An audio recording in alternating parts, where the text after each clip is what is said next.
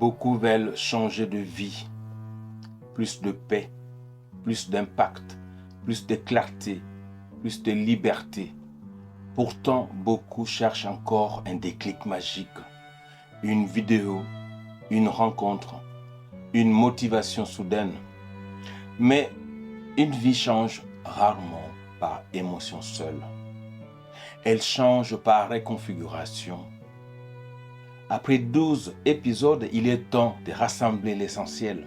Aujourd'hui, je vais te proposer une méthode simple en 4 étapes pour commencer à reconfigurer ta vie durablement. Première étape, diagnostiquer ton système actuel.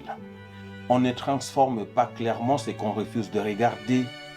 Observe sans drame qu'est-ce qui fonctionne en toi, qu'est-ce qui t'épuise, qu'est-ce qui se répète. Où perds-tu ton énergie?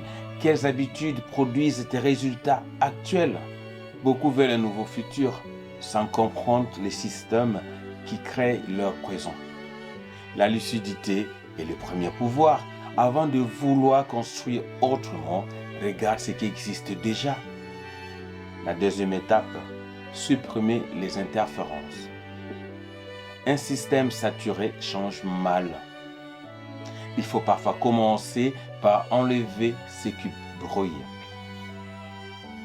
Les distractions excessives, les engagements incohérents, les relations qui t'épuisent, la consommation mentale inutile, les promesses irréalistes, le désordre constant.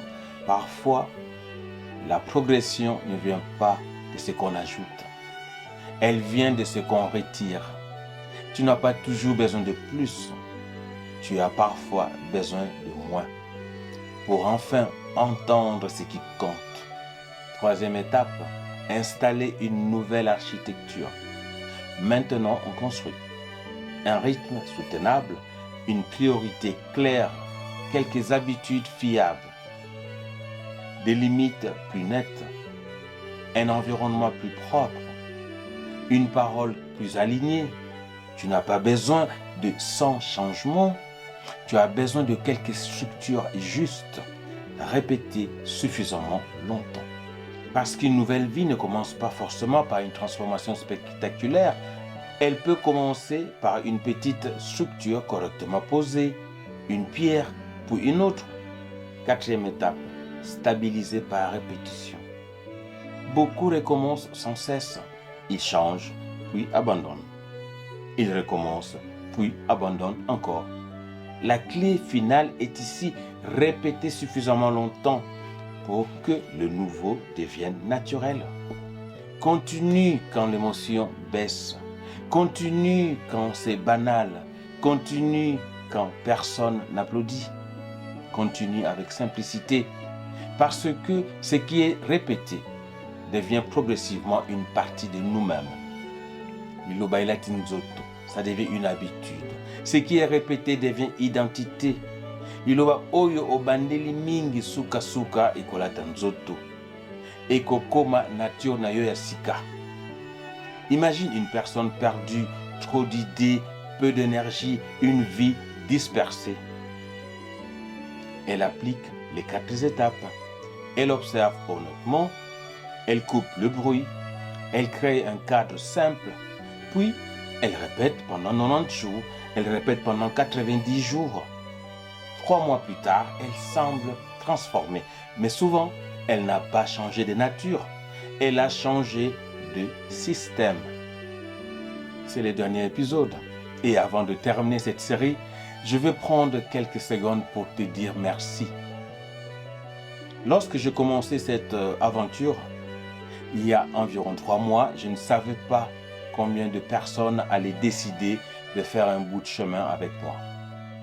Et aujourd'hui, nous sommes déjà plus de 1000 sur TikTok, plus de 100 sur Instagram et plus de 150 sur YouTube. Ce sont peut-être des chiffres sur un écran, mais pour moi, ce sont surtout des personnes qui ont regardé, qui ont réfléchi, qui ont commencé et qui ont partagé, mais aussi qui ont questionné.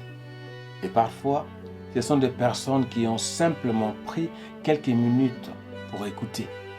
Alors aujourd'hui, je vais aussi te féliciter Parce que cette communauté, nous ne l'avons pas seulement créée.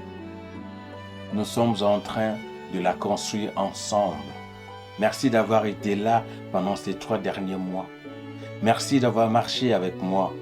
Et surtout, merci d'avoir posé cette première pierre avec nous. La série se termine, mais les chantiers commencent. Ces 12 épisodes se terminent ici, mais pour moi, le chantier ne fait que commencer. Parce que, après avoir parlé pendant 12 épisodes des mécanismes qui influencent nos vies, une question devient inévitable.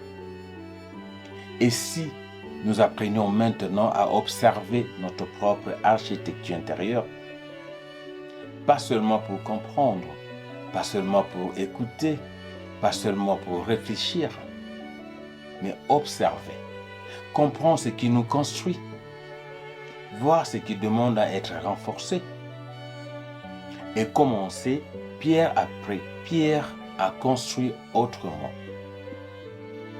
C'est précisément autour de cette idée que je suis en train de construire la prochaine étape de l'architecture de la conscience.